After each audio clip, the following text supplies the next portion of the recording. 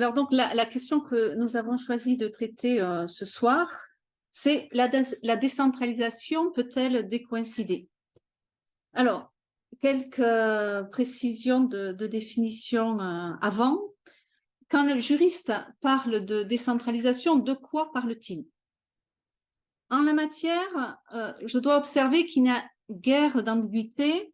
Par décentralisation, le juriste entend le processus par lequel l'État transfère une partie de ses compétences à des entités qui sont dotées de ce que les juristes parlent d'une personnalité morale de droit public distincte de celle de l'État.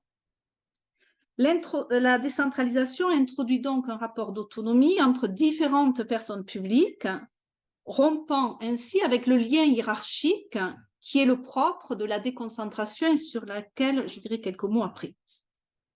De même, et pardon si c'est un peu technique au début, le juriste s'accorde pour considérer qu'il y a deux types de décentralisation. Une décentralisation territoriale et une décentralisation technique fonctionnelle. La première, la décentralisation territoriale, est celle qui est effectuée au profit des collectivités territoriales. C'est celle qui donne naissance aux communes, aux départements, aux régions, telles qu'on l'entend.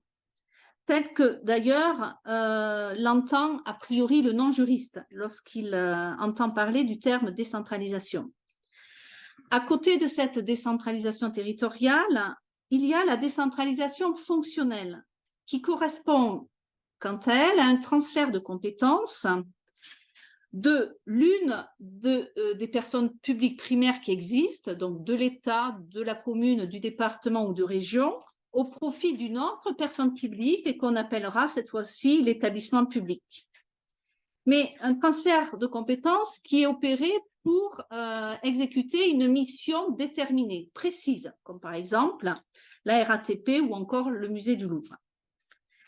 Et on parlera selon les cas, selon la personne publique qui est à l'origine de la création de cet établissement public, d'établissement public national ou d'établissement public territorial. Alors, dans le cadre de notre propos, nous nous intéresserons d'abord à la décentralisation territoriale, la première que j'ai visée, celle qui donne aux collectivités territoriales la possibilité d'agir en leur propre nom sur un territoire donné, et cela sur un spectre de compétences relativement large. Deuxième précision de vocabulaire, le processus de décentralisation n'est pas à confondre avec la technique de la déconcentration.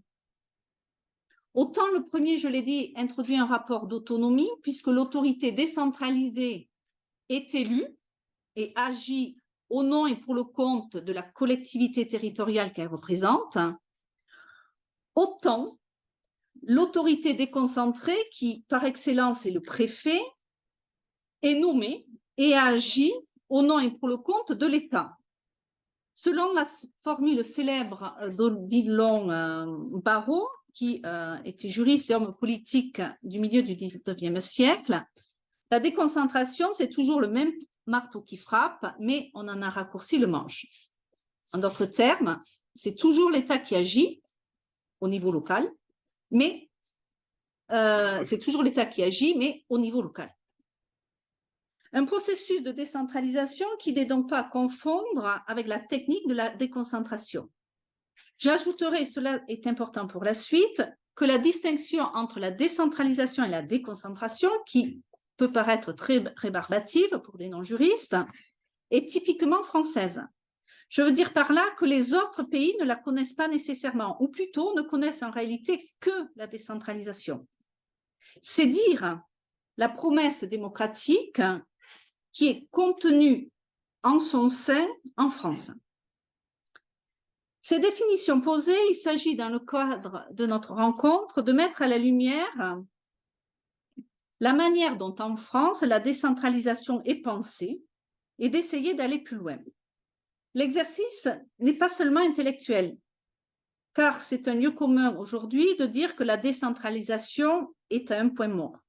Du reste, la Cour des comptes, dans son dernier rapport annuel de 2023, a consacré un thème à la décentralisation et l'a intitulé Je cite, la décentralisation, 40 ans après, 2 points, un élan à retrouver. Dès les premières pages, ce même rapport évoque l'existence d'un essoufflement progressif du processus de décentralisation. Et ceci n'est qu'un exemple. Dans tous les cas, nous nous proposons ce soir de penser la décentralisation pour repérer d'une part ce qui est aujourd'hui la Rabat, d'autre part, peut l'ouvrir. Le D contenu dans le terme décentralisation pouvant être pris au sérieux. Alors, première partie, qu'est-ce qui rabat aujourd'hui la décentralisation? Alors, Monsieur Julien, vous citiez dans votre dernier ouvrage, Raviver de l'esprit en ce monde, un diagnostic du contemporain, vous citiez donc le local aux côtés de la résilience en relevant qu'il fait partie des thèmes coïncidents de notre époque. Thèmes qui ne se pensent plus. Thème, c'est moi qui ajoute, qui possède l'évidence de la clarté, brandi comme un étendard, et pour le local, répondant sans doute à tous les maux du national, sinon de la société. La décentralisation qui s'insère dans la thématique du local n'échappe pas au rabattement qui touche le local. Par rabattement, et je reprends votre idée, nous entendons ce qui prive de sa hauteur, ce qui prive de sa vigueur, au sens où on rabat un arbre. Non pas qu'on taille ou qu'on élague cet arbre, dites-vous, pour lui redonner de la force, mais qu'on le rabaisse, qu'on le réduit. Rabattre, vous dites, c'est priver de son essor. Venons-en donc plus précisément à notre question. Qu'est-ce qui rabat la décentralisation? Les facteurs de rabattement sont divers. J'en identifierai 2 que je qualifierai pour les premiers d'originels et pour les seconds de plus récents, et qui sont pour ces derniers intervenus au fur et à mesure de la mise en place de la décentralisation en France. Les facteurs originels de rabattement de la décentralisation. Plusieurs facteurs expliquent aujourd'hui que le processus de décentralisation est au point mort, en tout cas, ne parvient pas à déployer toute la promesse qu'il contenait à l'origine. Il en est 2 cependant qui ont un point particulier, l'approche fondamentalement administrative du processus de décentralisation et un fort attachement au principe d'égalité. J'ai failli mettre au dogme du principe d'égalité. Une approche fondamentalement administrative de la décentralisation. En France, les collectivités territoriales, et plus précisément le droit des collectivités territoriales, relèvent du droit administratif et non du droit constitutionnel, à l'instar des assemblées parlementaires, comme l'Assemblée nationale ou le Sénat. La révision constitutionnelle du 28 mars 2003, relative justement à l'organisation décentralisée de la République, a elle-même consacré la dimension administrative de la décentralisation française. Au vu de l'alinéa 1 de la Constitution, de l'article 1er de la Constitution, je cite, « L'organisation sous-entendue de la République est décentralisée ». Alors, c'est vrai que pour la première fois, le terme décentralisation apparaît dans le texte constitutionnel, et encore sous la forme d'un objectif, et décentralisé, l'organisation de la République. Mais, vous l'avez entendu, il n'est question ici que d'organisation de la République, laquelle demeure indivisible. En France, la décentralisation est donc conçue comme une organisation du pouvoir central, comme une manière pour le pouvoir central de faire face à d'autres, de faire faire à d'autres ce qu'il ne veut pas faire lui-même ou ce qu'il ne peut pas faire lui-même. Le doyen Maurice Oriou, qui est très connu chez les juristes publicistes, avait une formule qui devait rester dans les mémoires et qui était celle-ci: la décentralisation est une manière d'être de l'État. Je serais tentée de dire, la décentralisation est une autre manière d'être de l'État. La notion de libre administration des collectivités territoriales attachée aux collectivités territoriales et visée par la Constitution relève de la même logique. Certes, l'administration des collectivités territoriales, c'est-à-dire des communes, des départements et des régions, est libre, mais il est question ici que de libre administration et non de libre gouvernement. Très important. Ainsi, les territoires des collectivités territoriales sont administrés. Je terminerai sur ce point en relevant qu'un territoire administré va souvent de pair avec un territoire aménagé. Et c'est le cas des territoires des collectivités territoriales. Lorsqu'on réfléchit un tant soit peu à cette notion de territoire aménagé, il y a 3 réflexions qui nous viennent à l'esprit. La première est que l'appropriation par l'État dont il s'agit est d'un point de vue symbolique particulièrement forte, pour ne pas dire violente, sinon intrusive. L'aménagement ne fait-il pas partie de ce qui relève du ménage, du domestique et donc de l'intime? La deuxième réflexion tient au caractère redoutable de l'aménagement ainsi opéré, puisqu'il est aujourd'hui conceptualisé au travers de l'expression aménagement du territoire. Il passe donc plus facilement sous silence et ne se prête plus guère à réflexion. Enfin, à la différence d'un paysage qui n'est pas clôturable, qui n'est pas maîtrisable, qui ouvre sur un infini, un incommensurable, un espace aménagé est clos, non ouvert et inéluctablement rétréci dans ses possibles, fût-ce pour des considérations liées à l'application du principe d'égalité entre les individus et qui est au cœur justement de la problématique de l'aménagement du territoire. On touche cependant au deuxième facteur originel, le rabattement de la décentralisation en France, et qui est le fort attachement au principe d'égalité. Au lendemain de la Révolution française, avait été proposé devant l'Assemblée constituante le projet Sieyès-Touré. Ce projet prévoyait le découpage de la France en 80 départements, en plus de Paris. Chaque département avait la forme d'un carré de 18 lieues de côté, c'est-à-dire 4 km est équivalent à un lieu. Ce carré était lui-même divisé en 9 communes ou districts de 6 lieues de côté, lui-même divisé en 9 cantons de 4 lieues de côté. Les cartes présentées sont restées célèbres. Elles ont en tout cas marqué mon esprit lorsque, jeune doctorante, j'étudiais les conditions de naissance des départements français. Cette option n'a pas été retenue. Elle nous dit cependant quelque chose de la préoccupation de l'époque, celle après les dérives ou en tout cas les très fortes disparités entre les différents territoires de la France, d'une préoccupation majeure d'égalité formelle entre les différents territoires composant le territoire français. Ce projet s'inscrivait lui-même dans le sillage du principe d'égalité posé par l'article 6 de la Déclaration des droits de l'homme et du citoyen de 1789, en vertu duquel la loi doit être la même pour tous. Le droit des collectivités territoriales, celui applicable à la décentralisation, n'y a pas lui-même échappé. Il s'est tout entier construit sur ce principe d'égalité.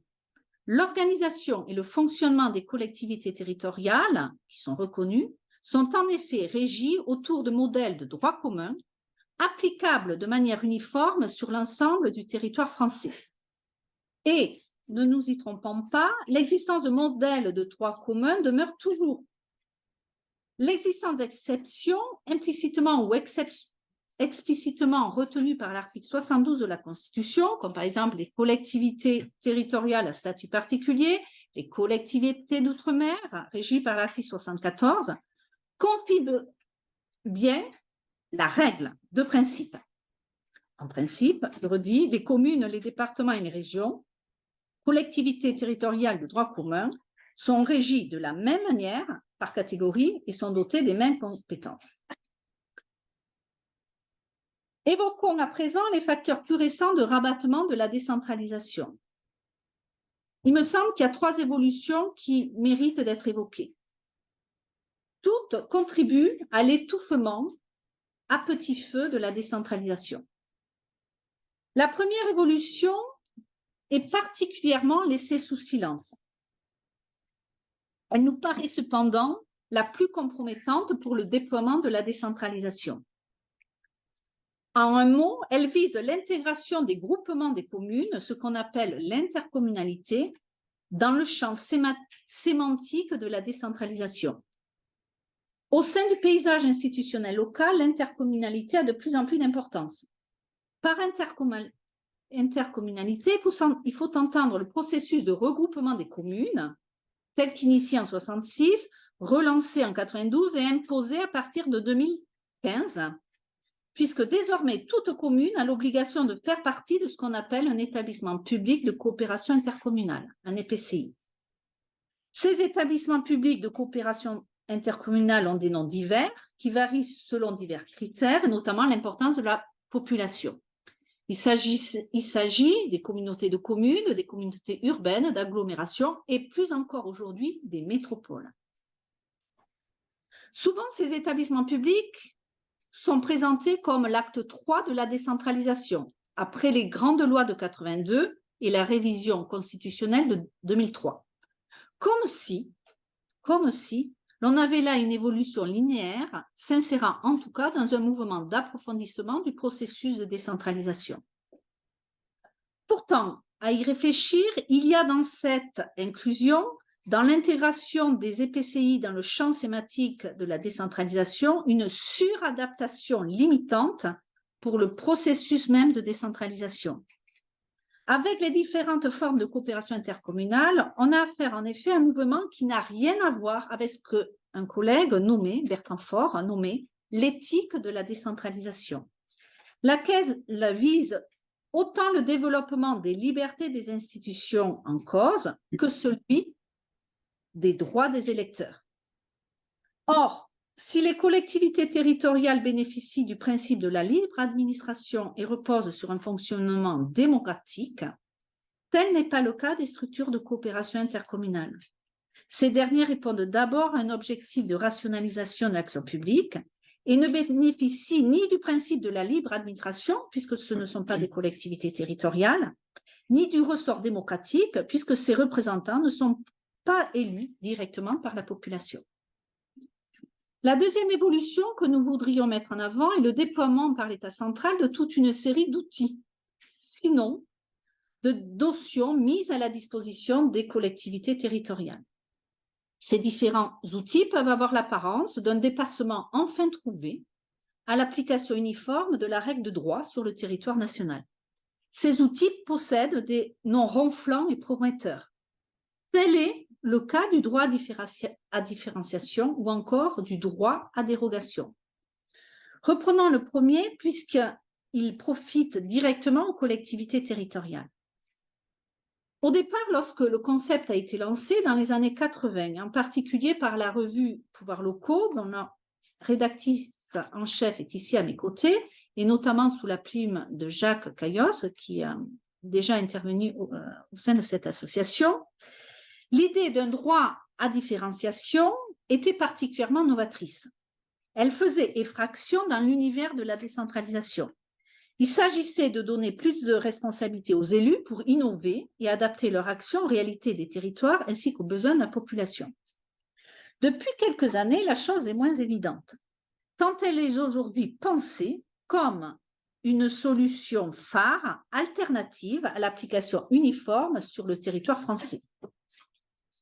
Depuis également, et notamment depuis la loi du 21 février 2022, dite loi 3DS, loi relative à la différenciation justement, à la décentralisation, la déconcentration et la simplification, ce principe, ce droit à la différenciation a été consacré.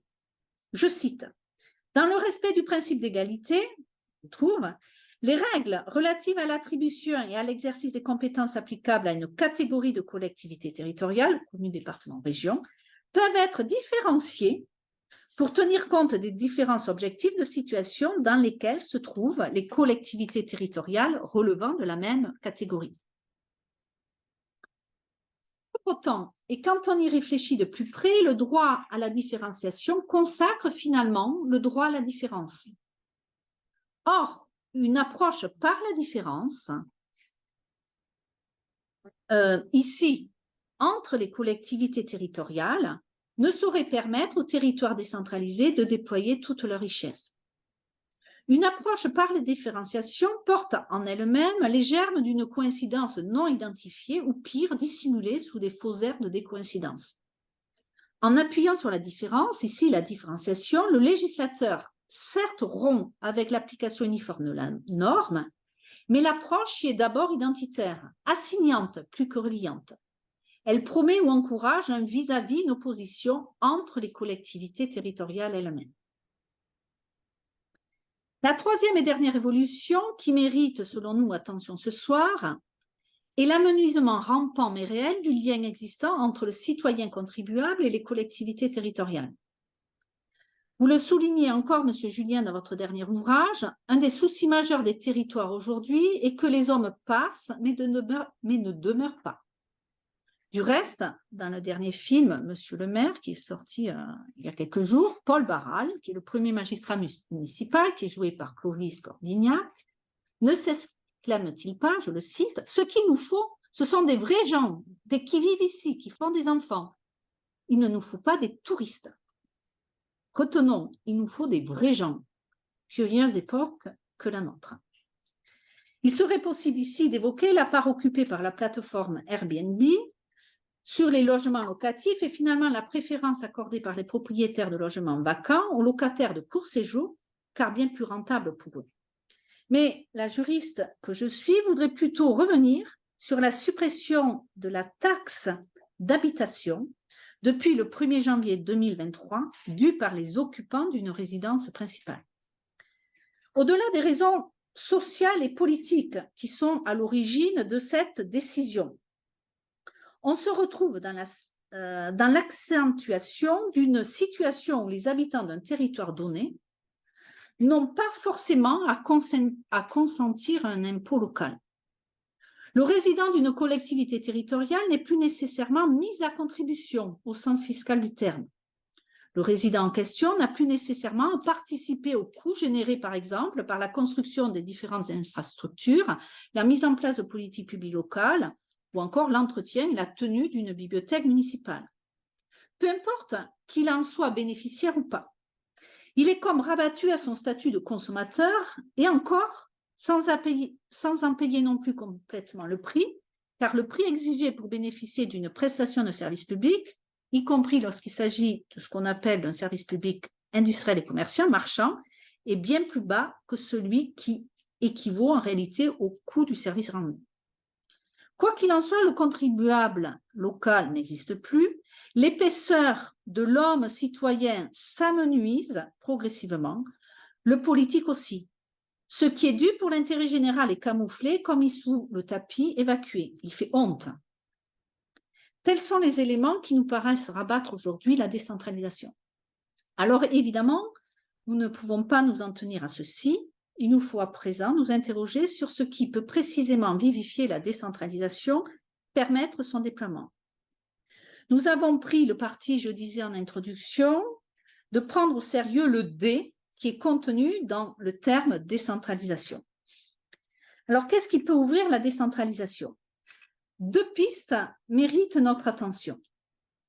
La première a trait à l'attention qui pourrait être davantage portée aux écarts qui se jouent dans la décentralisation. La deuxième piste est complémentaire. Elle vise le déploiement d'une décentralisation qu'on nommera ascendante. Une attention prêtée aux écarts. Le problème, quand on parle de décentralisation, c'est d'identifier le centre duquel le processus en question entend s'écarter.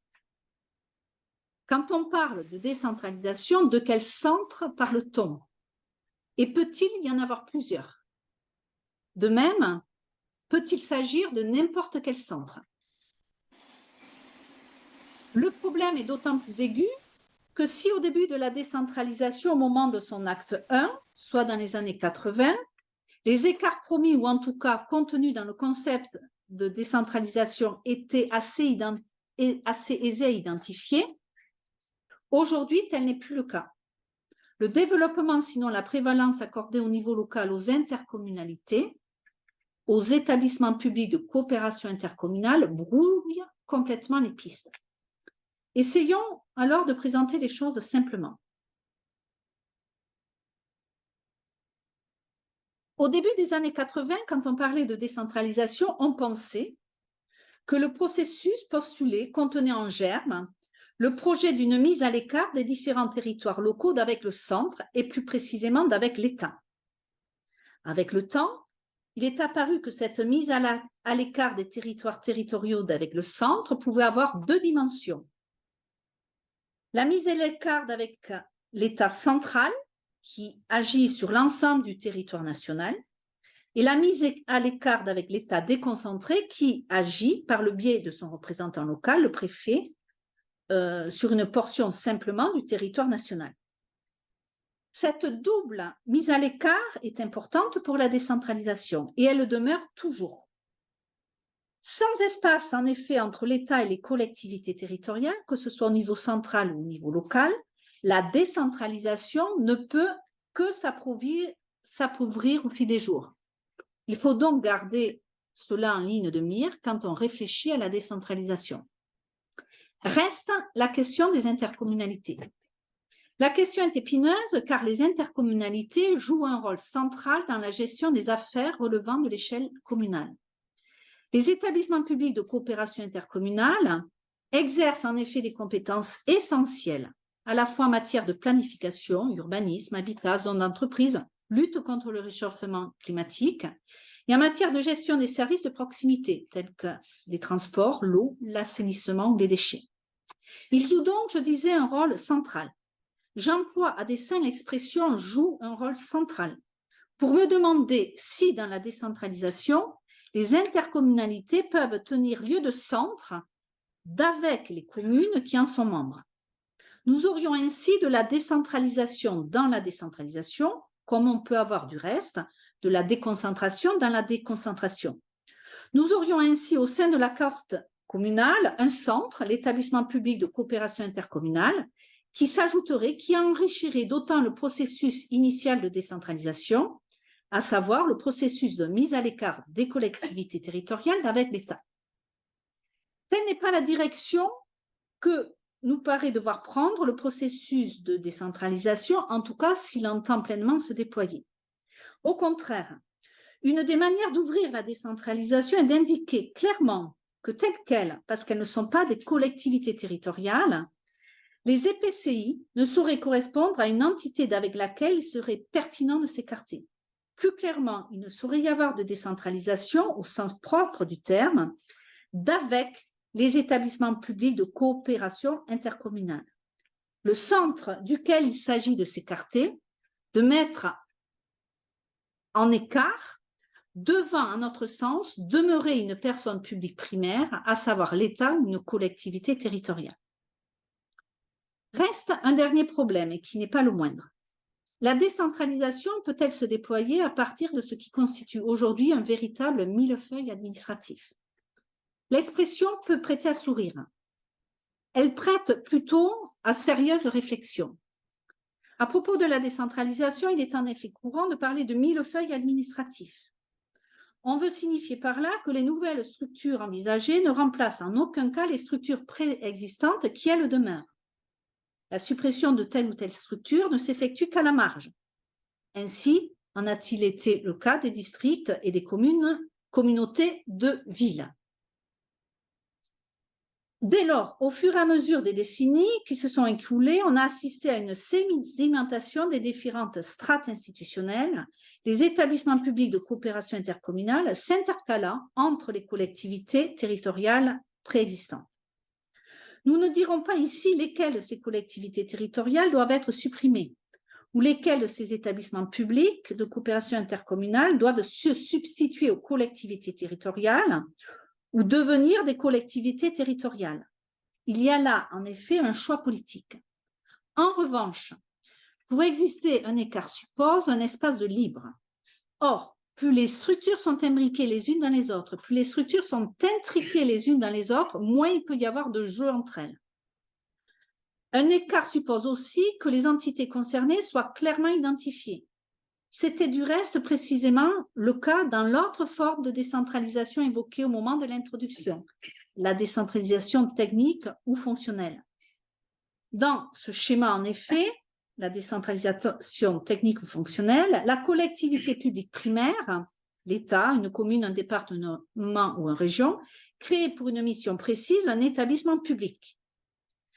Dans ce schéma, toujours de décentralisation technique, la collectivité publique primaire demeurait le centre et l'écart était précisément permis par la reconnaissance d'une autre personne publique. On voit bien qu'avec les établissements publics de coopération intercommunale, le schéma n'est plus du tout le même. Surtout que dans certains cas, l'établissement public de coopération intercommunale a été imposé aux communes membres. C'est le cas notamment de certaines métropoles. Au final, et pour terminer sur cette première piste, Pour que la décentralisation puisse se déployer, se déplier, une clarification est indispensable.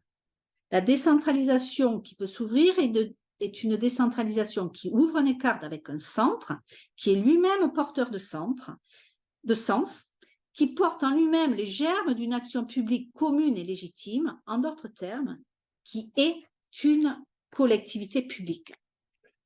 Telle est la première piste. La deuxième piste est celle liée à l'encouragement à la décentralisation ascendante et finalement, nous allons le voir, au déploiement des ressources propres des collectivités territoriales. L'encouragement à la décentralisation ascendante nous paraît ici capital.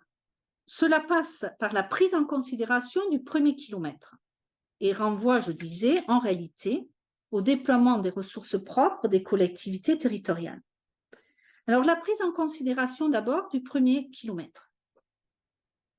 Depuis quelques mois, le gouvernement communique beaucoup autour du thème, non pas du premier kilomètre, mais du dernier kilomètre. Le dernier kilomètre renvoie à cette exigence que les politiques publiques, sous-entendu nationales, doivent servir au plus près les besoins des administrés pour être plus efficaces. Ainsi, l'État, par le biais de ses services publics, se propose d'aller vers les usagers, devançant même les aides auxquelles ils ont droit et qui n'auraient pas forcément demandé. Le Conseil d'État, dans sa dernière étude annuelle intitulée « L'usager du premier au dernier kilomètre, un enjeu d'efficacité de l'action publique, une exigence démocratique », insiste lui-même sur l'importance de ce dernier kilomètre. Deux préoccupations sont avancées, selon lui, l'impératif de proximité, le besoin de pragmatisme. Une possibilité pour la décentralisation décoïncider, c'est-à-dire de permettre le déploiement plein et entier de ce qui constituerait un écart avec le centre, ici l'État, n'est pas en soi incompatible avec cette politique menée ou exposée du dernier kilomètre.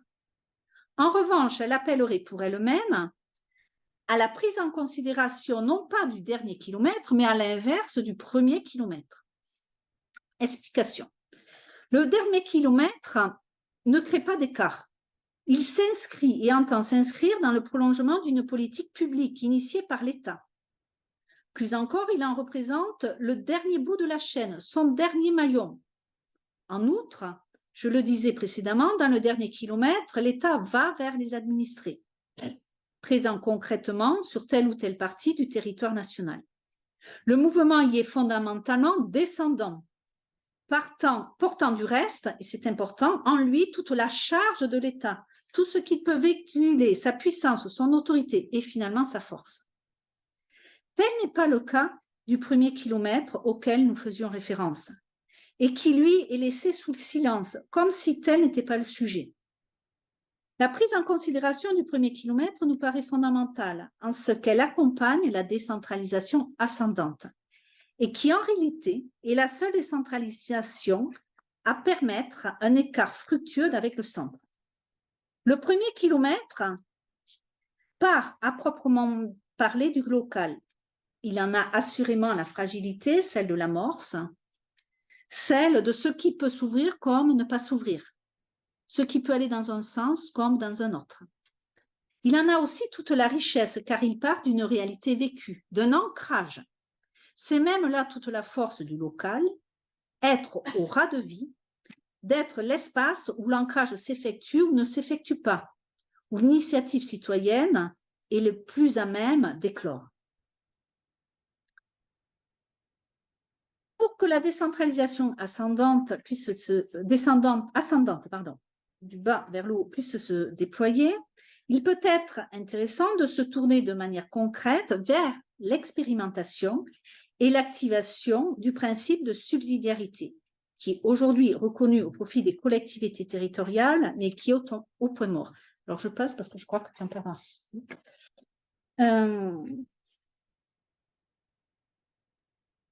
Deuxième et dernière idée, le déploiement des ressources propres des collectivités territoriales. L'expression de ressources propres peut d'abord s'entendre d'un point de vue financier. la possession par les différentes collectivités territoriales de ressources qui leur soient propres, c'est-à-dire qu'elles peuvent elles-mêmes prélever sur les habitants, suivant la possibilité qu'elles ont de pouvoir prélever elles-mêmes sur les habitants, est un élément moteur pour soutenir des initiatives locales, pour pouvoir effectuer des choix politiques au niveau local.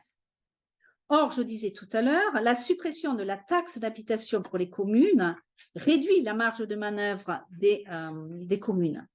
De la même manière, la fluctuation du budget, des budgets locaux, selon aujourd'hui pour les départements le volume de transactions immobilières, est un handicap certain pour l'action publique territoriale. Mais l'expression ressources propres des collectivités territoriales peut également être entendue de manière plus large. Les ressources propres dont il s'agit peuvent aussi désigner les ressources propres à la culture des territoires, les ressources propres aux paysages offerts par les territoires et qui portent quelque chose d'indicible, d'incommensurable et qui permet que les collectivités territoriales, la décentralisation ascendante, puissent apporter un supplément d'âme de l'esprit unique et qui seul pourra réellement rendre vivant un territoire. Enfin, je voudrais terminer mon propos en donnant finalement une nouvelle définition de la décentralisation. J'avais commencé mon propos en disant au départ que le juriste entend le processus, par décentralisation, le processus par lequel l'État transfère une partie de ses compétences à des entités dotées d'une personnalité morale de droit public distincte de celle de l'État. À la fin de cette réflexion, j'aurais envie de dire que la décentralisation, d'abord, peut être autre chose qu'une manière d'être de l'État, qu'il est possible de dépasser cette définition que j'ai donnée au départ, et voici la définition que je pourrais donner. Nous pourrions dire de la décentralisation qu'elle correspond à la mise en tension de deux territoires dotés chacun de leurs ressources propres et dont l'un est le centre de l'autre. Je vous remercie.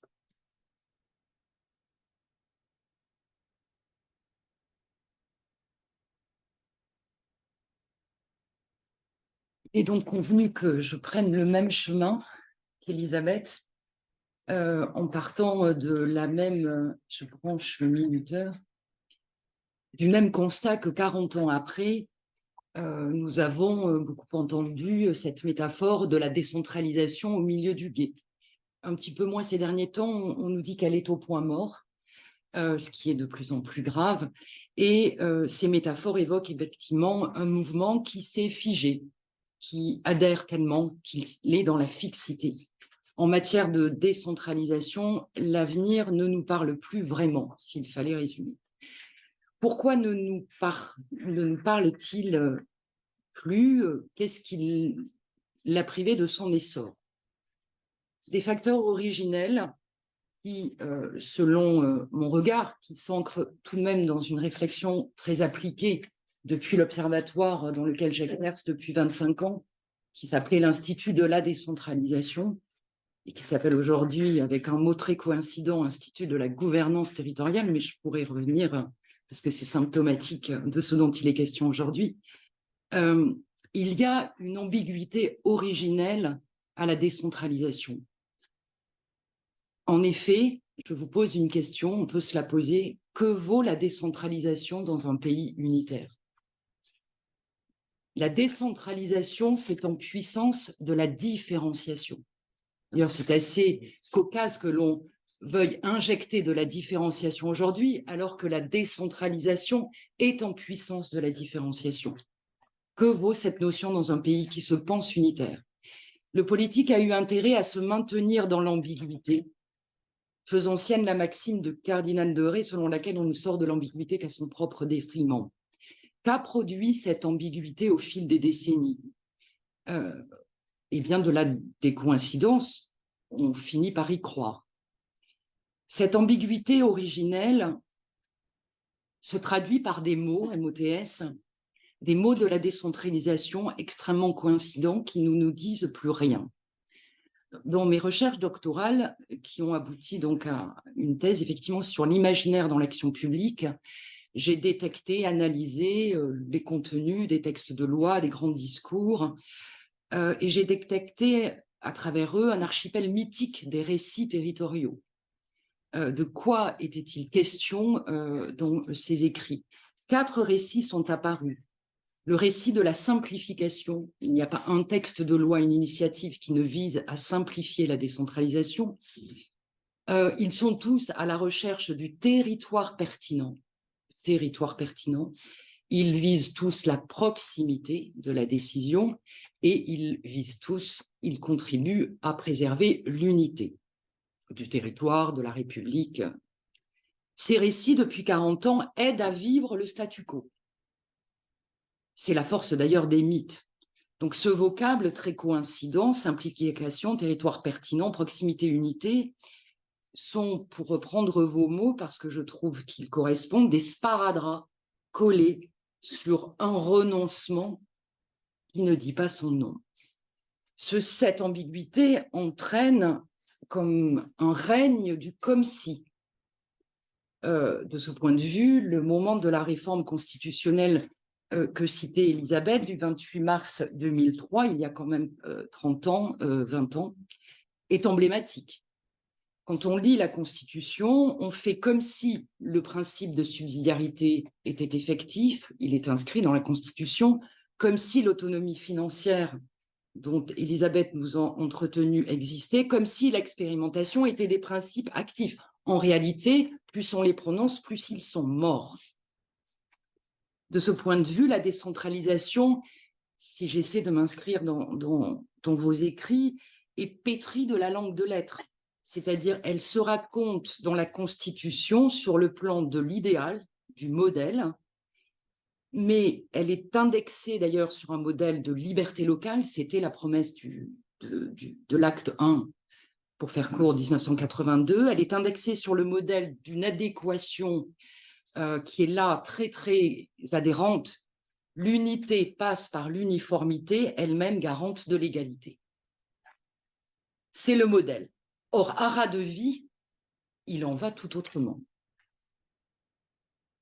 Cette décentralisation ambiguë a conduit les collectivités à devenir, malgré elles, bon gré mal gré, on pourra y revenir, des prestataires de services de l'État.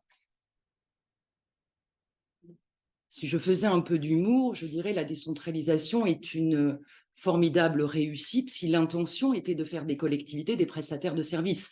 Ce n'était pas la promesse initiale. Il en résulte une action publique que je qualifie d'aplatie, on pourrait dire de rabattue, c'est-à-dire standardisée par des processus de pilotage souvent à distance, d'un côté, et par la territorialisation des acteurs économiques de l'autre. Elle est comme prise en étau. J'ouvre une parenthèse. Les normes qui s'imposent aujourd'hui aux maires sont au nombre de 400 000. Ceci passe de la diversité des menus servis aux enfants en milieu scolaire, de la taille des portions des aliments servis, de l'épaisseur de la glace des patinoires à la façon de chauffer les piscines municipales. On pourra me rétorquer qu'il y a aussi là de la législation d'origine communautaire, certainement. Le Code général des collectivités territoriales, en 2012, cet épais volume comptait déjà 348 000 mots. Il a dépassé 10 ans après, en 2022, le seuil symbolique du million de mots, grâce à la loi 3DS qui visait la simplification. Cette ambiguïté de la décentralisation dans un pays unitaire qui tout de même place les collectivités locales en état de prestataires de services, quand je discute avec des cadres territoriaux, ils me disent on coche les cases d'un cahier des charges. Y a-t-il encore de la place pour la création, pour de l'inouï? Il faut en douter. Simultanément, cette standardisation, quand on est prestataire de services, on répond à un cahier des charges, elle est aussi commode pour les collectivités territoriales. Commode au sens où en fait, on ne quitte pas la routine administrative, ce qui est le principe de la bureaucratie, sans que ce soit une défaillance. Mais cette commodité finit par être une aliénation.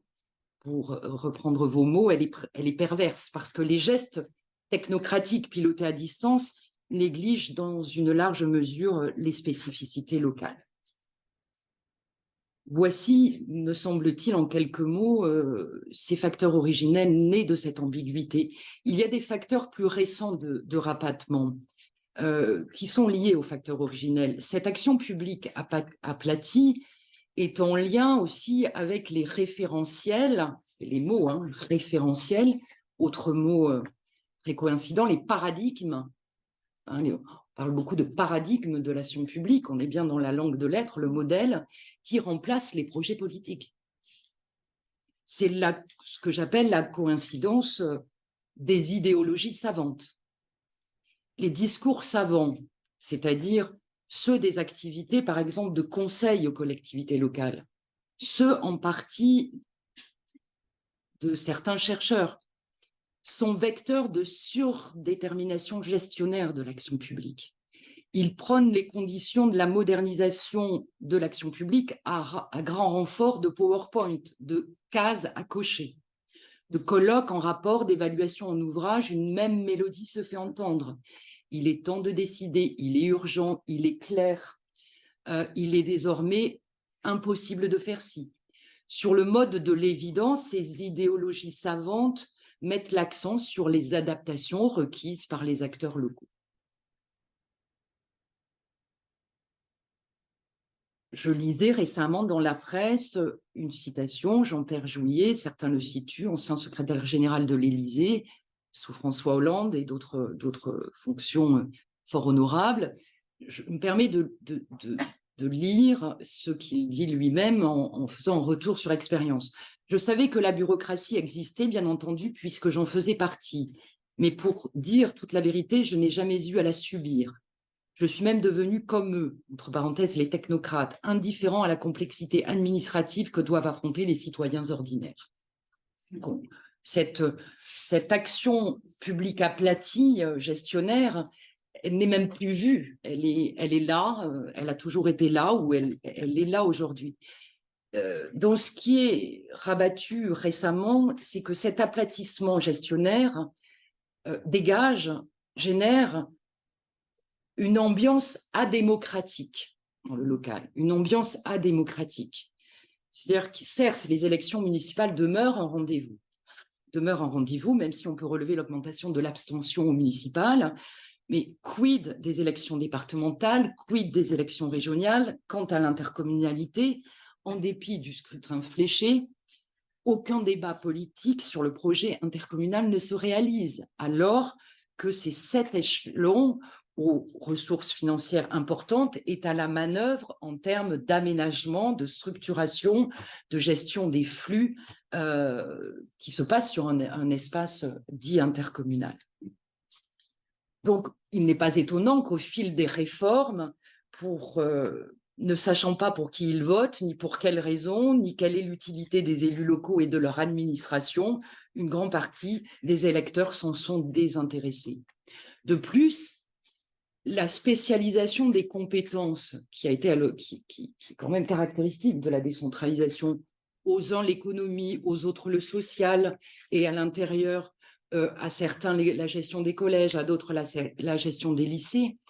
Je pourrais en citer, hein, il y a un superbe tableau téléchargeable sur le site de la Direction générale des collectivités locales de 45 pages avec des colonnes partout qui déterminent pour chaque politique publique qui fait quoi. Cette spécialisation va à l'encontre même du processus de légitimation politique de l'élu local, de son mandat politique. On n'est pas élu parce qu'on gère bien des collèges. On est élu parce qu'on s'occupe bien de la vie locale, d'une vie globale, d'une vie biographique, de sa vie biographique. Cette spécialisation des compétences, toujours travaillée par ce que je suis un peu dur, ce pseudo-souci de simplification n'a plus aucun sens lorsqu'il s'agit en permanence de gérer des interdépendances, des contradictions entre les politiques sociales, économiques ou environnementales. La Cour des comptes, dans le rapport récent que citait Elisabeth Mella, comme d'ailleurs récemment, c'est-à-dire lundi, le président de la République, qui a confié une mission sur la décentralisation à Éric Woerth, invite encore une fois à clarifier qui fait quoi, mais clarifier dans une nostalgie administrative du jardin à la française, où tout doit être extrêmement fait au cordeau. Alors, notamment que la crise sanitaire et d'autres crises, malheureusement, ont mis en évidence plutôt la question de l'agencement, de la fluidification de la chaîne de production des politiques publiques, non seulement entre les collectivités locales, mais entre les collectivités locales et l'État, et avec l'ensemble des opérateurs publics, privés, associatifs.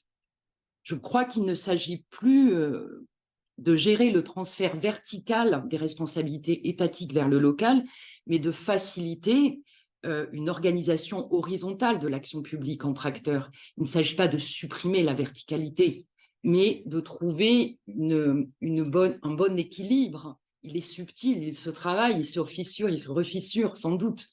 Mais la capacité à gouverner aujourd'hui dans un espace, on va l'appeler, à défaut d'autres mots, local, va dépendre de la capacité de se chaîner les uns aux autres. Ces coïncidences, ces adhérences ont un effet négatif sur l'aménagement du territoire, lui-même rabattu. On administre des lieux, on aménage de moins en moins le territoire. Quand je dis on administre des lieux, François Julien, je lisais en souriant quelques pages où j'entendais votre déception au hasard de parcours de pérégrination dans le territoire où un centre-ville d'un village ressemble à un autre. On y trouve le même panneau, on se croit obligé de dire que c'est un village fleuri parce qu'il y a 3 pots de fleurs, ou on a une standardisation de l'aménagement du territoire, une couverture, je crois que c'était de l'hebdomadaire Télérama, parlait de cette France moche, pardonnez-moi l'adjectif, celle des zones en périphérie des villes, avec des grandes routes bordées, on les connaît tous, de panneaux publicitaires, de magasins en forme de boîte à chaussures, entourés d'immenses parkings.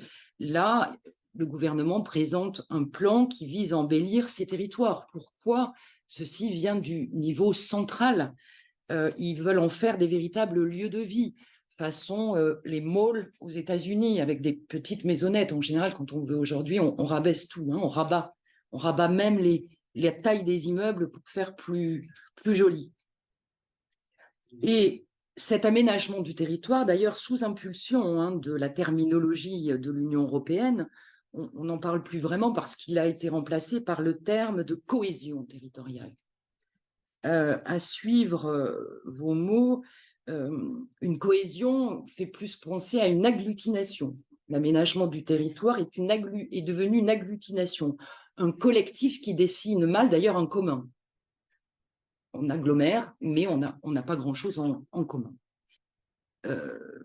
Pour conclure cette première partie de ce qui rabat, je suis assez sensible à la façon dont les médias, qui tout de même sont importants dans la formation d'une opinion publique, accordent au local. Ils le rabattent totalement. Si vous prêtez attention à cette question, quand j'ai débuté dans cet univers, il y avait des pages, régions, décentralisation, dans les plus grands médias, au Figaro, au Monde, à Libération, avec des journalistes qui auraient pu suivre avec une grande aisance l'exposé d'Elisabeth, qui avait suivi la mise en place de la décentralisation. Il n'y en a plus. Seulement la presse spécialisée rentre dans ces questions. Dans les grands médias, le local est cantonné au folklore, aux traditions régionales, au tourisme, au terroir, ce qui est une des dimensions. Et je n'y porte aucun regard sévère. Mais le local est circonscrit à cette mise en image quand il n'est pas le lieu du fait divers. Hein, le lieu, on le regarde comme le terrain du fait divers de la France périphérique, avec beaucoup de guillemets. C'est un terreau aussi pour montrer la panne des services publics. Pas dans n'importe quel. On voit que ça, on a toujours un village où ça ne fonctionne pas, une ville où ça ne fonctionne pas. il y a une approche muséale des spécificités locales qui n'est pas de borne à loi pour faire décoïncider la décentralisation. Qu'est-ce qui peut ouvrir cette décentralisation, la déployer? Est-ce qu'on peut détecter des zones de positivité morte pour attaquer de biais? J'ai repéré 2 angles qui vont faire écho à l'intervention d'Elisabeth. Il y en aurait d'autres, mais 2 me semblent importants. Premièrement, favoriser l'écart par la langue, par les mots, MOTS. Une invitation à penser hors des sentiers battus avec d'autres mots, la décentralisation. Car il y a un discours sur la décentralisation des acteurs publics qui est plus le discours de la discorde entre l'État et les collectivités locales. Je t'aime, moi non plus. Je t'aime quand ça m'arrange, je ne t'aime pas quand tu baisses ma dotation. J'avais retenu cette phrase dans un de vos livres, la plainte est devenue la voix. La plainte est devenue la voix de la décentralisation. On en parle pour se plaindre, tantôt l'État, tantôt les collectivités. Et je crois que favoriser l'écart par la langue, c'est résister par une esthétique de la narration. Il y a une panne d'éloquence dans la mise en mots très fonctionnelle des politiques publiques. Les porte-paroles de la cité locale manquent de vocabulaire pour la mettre en scène.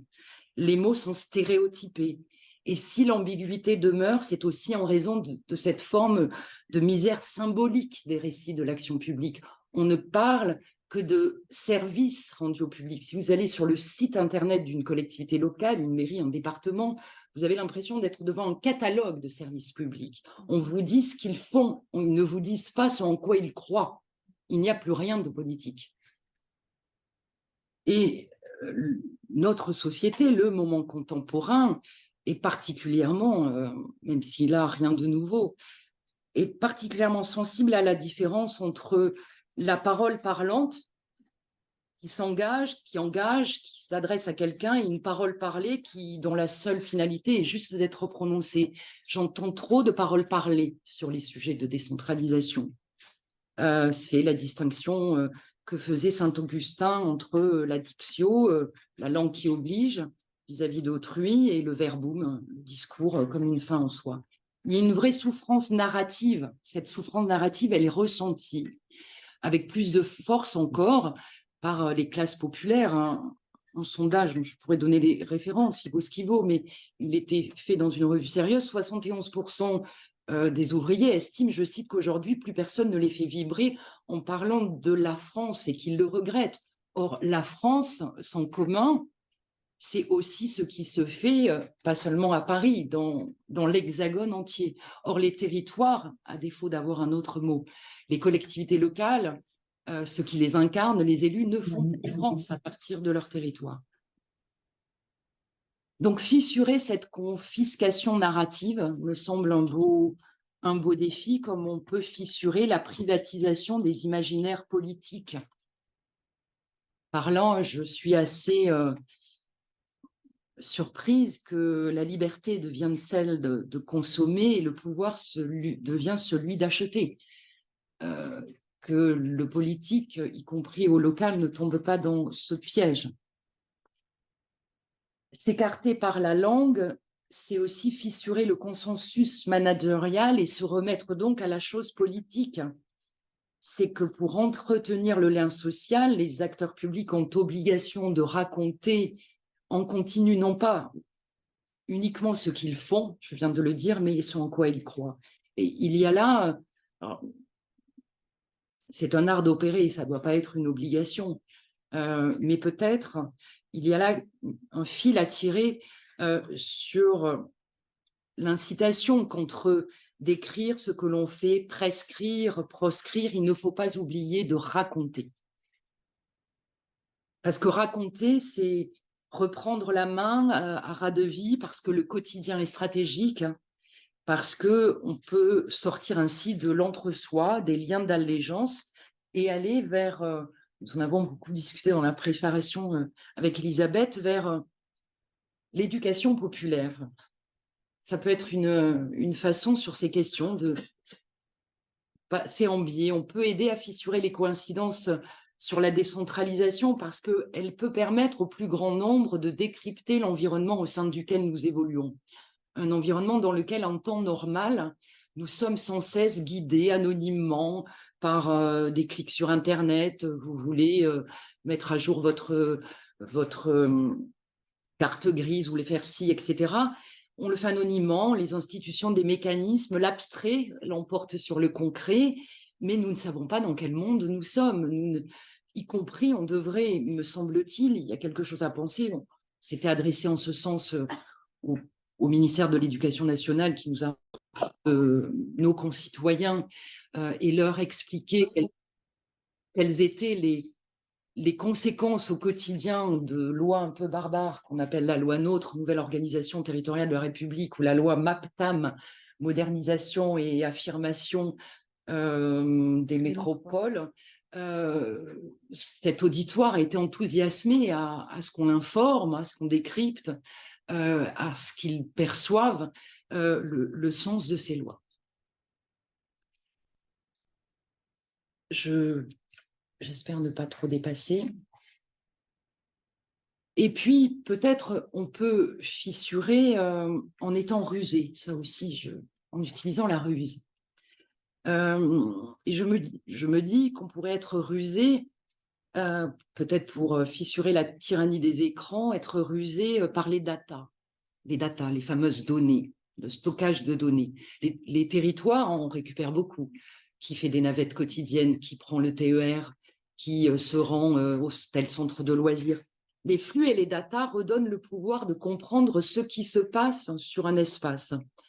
Et le territoire, cet espace, ne peut plus être compris seulement en référence à un périmètre politico-administratif. Ce ne sont plus seulement des frontières politiques et administratives, d'ailleurs parce que nous-mêmes, dans nos pratiques, on les franchit tous les jours.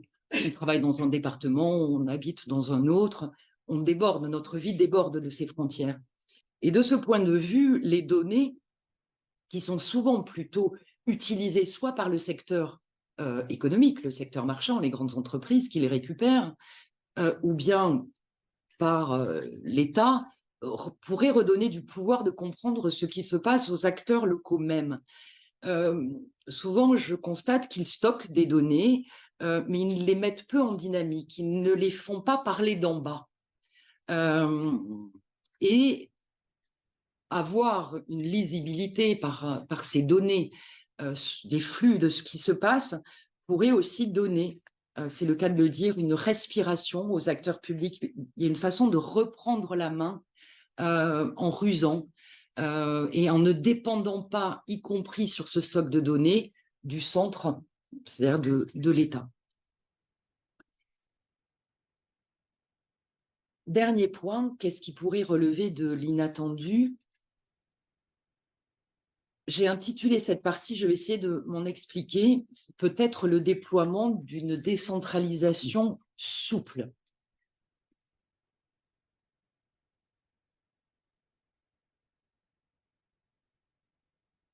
Cette décentralisation souple, Elisabeth l'a souligné, elle a quelque chose à voir avec l'activation du principe de subsidiarité.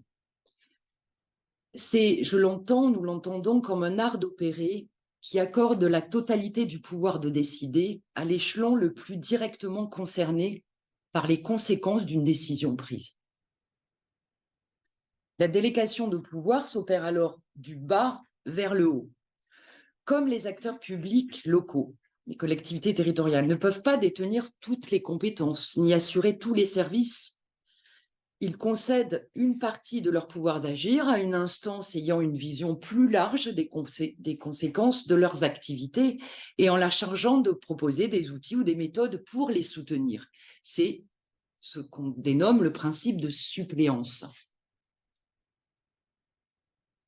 Bien sûr qu'il serait absurde de croire que la solution aux difficultés contemporaines viendrait uniquement de l'espace territorial ancré du local. Les initiatives du local ne remplaceront pas, par exemple, la nécessité d'options énergétiques nationales européennes claires C'est idem pour le déficit commercial, pour la dette, la sécurité intérieure. Mais il ne faut pas penser véritablement, mais ne faut-il pas penser véritablement que la diversité des trajectoires et des inventions locales est une immense richesse. Encore faut-il que le socle, que ce qui est ancré, remonte vers le sommet de l'arbre, si jamais il s'agit toujours de penser en termes de verticalité.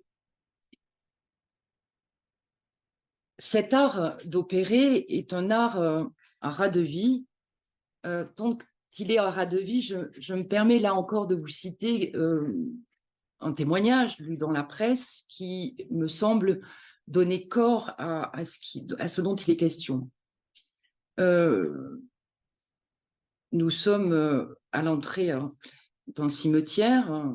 Une veuve croise dans un silence aimable un fonctionnaire territorial qui, elle lui demande ce qu'il fait. Réponse: je bétonne les espaces entre chaque tombe par peur des mauvaises herbes.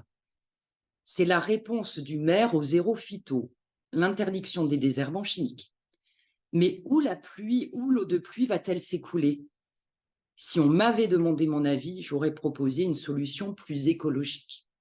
Un fourgon blanc arrive, ce sont des renforts, un monsieur en descend, un agent territorial, il est tendu, il rajoute, ouvrez les guillemets, on ne peut plus faire de vidange d'huile, réparer une tondeuse à gazon, ni renforcer une serrure soi-même, c'est simple, notre atelier mécanique ne sert plus à rien, tout est sous-traité, pourtant j'ai les solutions, je sais faire, quel gâchis.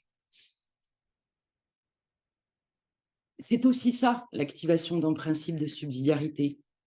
Ce n'est pas, c'est écarter le tableur Excel qui nous dit qu'il vaut mieux peut-être procéder ainsi pour des questions de coût et d'efficacité. C'est où est la bonne personne qui peut traiter dans de bonnes conditions le service public et donc aussi le réhumaniser.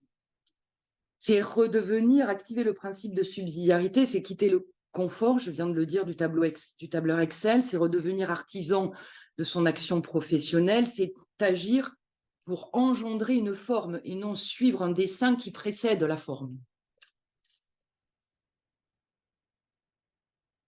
La subsidiarité est un indice de ce que pourrait être une décentralisation souple. Je vais venir sur souple, car c'est une façon de tisser en lien avec votre réflexion, François Julien, sur, j'ouvre les guillemets, je vous cite, la positivité de l'évasif. Effectivement, autour de moi, en tout cas, peut-être Elisabeth le partagera, l'expression de droit souple qui est souvent utilisée est plutôt regardée, en tout cas par ceux avec qui je peux être en conversation, comme un droit accessoire, moindre, qui dévalorise le vrai droit. Or, à vous lire, en posant des centralisations souples, je vois cette possibilité de l'évasif dont vous parlez. Si je vous ai bien lu, l'évasif signifie que tout n'est pas déterminé, assigné. Il est laissé du jeu dans l'évolution des choses. Il reste du champ pour la manœuvre et le cheminement. Ce qui s'évade, ce qui s'évase a un potentiel immense. Et cette décentralisation souple qui se nourrit de ce mouvement ascendant, me semble être de ce côté de cette évasivité qui peut faire peur, parce que qui dit évasivité dit tout va à volo, on ne tient plus rien, et par les temps qui courent, on a plutôt tendance à vouloir tenir. Peut-être faut-il apprendre à penser les phénomènes eux-mêmes dans leur évasivité, dans leur gestation, leur résonance, leur ambiance. C'est là une piste qui peut déployer, ouvrir la décentralisation. Cette décentralisation souple serait-elle une soupape ouverte dans l'appareil imposant de la décentralisation ou une tentative de repenser plus fondamentalement la décentralisation? Ce serait une voie, comme vous le dites, non pas vers un but, mais une voie où on peut faire passer des choses. Et il y a besoin de faire respirer. Alors, il y a des indices de cette évasivité qui est là en amorce. Aussi surprenant que ça puisse être, dans la loi 3DS, la dernière votée en la matière, une disposition a été mise en œuvre. Une présidente de région souhaite s'en emparer, un droit de saisine des régions qui leur permet de demander à l'État l'exercice de compétences nouvelles ou la modification de dispositions législatives et réglementaires s'appliquant dans le territoire. Là, en l'occurrence, on peut citer, ce n'est pas nécessaire en tant que tel à notre réflexion, c'est la dite présidente, le dit exécutif régional imagine un SMIC qui serait régional et non plus national, une fixation dans SMIC par la région, on va loin, une régionalisation de la gouvernance des règles de l'assurance chômage, idem pour la rénovation énergétique des logements. Alors, il faut se méfier parce que dès qu'on a fissuré, on peut réadhérer, mais il y a là, dans ce droit de saisine, quelque chose peut-être qui peut laisser passer de la respiration. Et puis, il y a eu d'autres indices, d'autres amorces. Le pouvoir donné au préfet de déroger aux normes dans leur dialogue avec les maires. Depuis 2020, et la généralisation de pouvoir déroger à des normes, c'est aux fonctionnaires, les préfets ont pris un peu plus de 300 arrêtés en ce sens. Il y a eu une période expérimentale. Je vous lis là aussi une citation issue du ministère de l'Intérieur. L'originalité, c'est que la partie la plus intéressante de ce pouvoir de dérogation a été sa phase expérimentale, durant laquelle les préfets se sont autorisés à être libres. Pendant cette période d'expérimentation, certains préfets ont ainsi été très audacieux. Je vais dire, on sourit, mais il faut de la force aussi pour eux d'être audacieux, parce qu'ils sont entourés aussi eux-mêmes de ces normes qu'ils subissent. Et je cite un peu plus loin, lors de son institution à titre expérimental, le pouvoir de dérogation, j'ouvre les guillemets, a suscité une grande inquiétude au sein de l'administration, expliquait le Sénat. Il pouvait effrayer du fait de la brèche qu'il semblait ouvrir dans le principe d'égalité. En conclusion, sans doute, il n'y a pas de grand soir à proposer, ni de énième réforme. Il n'y a pas à militer pour peut-être un autre système, un autre modèle, pardon. La question, vous l'avez compris, en tout cas à notre sens, n'est pas là. Les décoïncidences ne font pas système, donc elles ne vont pas nous entraîner vers un autre modèle en matière de décentralisation, elles n'érigent pas de verticalité. Je les entends en l'espèce au sujet de la décentralisation comme nous permettant de reprendre respiration. En ce sens, la décentralisation non seulement peut, mais elle doit décoïncider. Je vous remercie pour votre attention.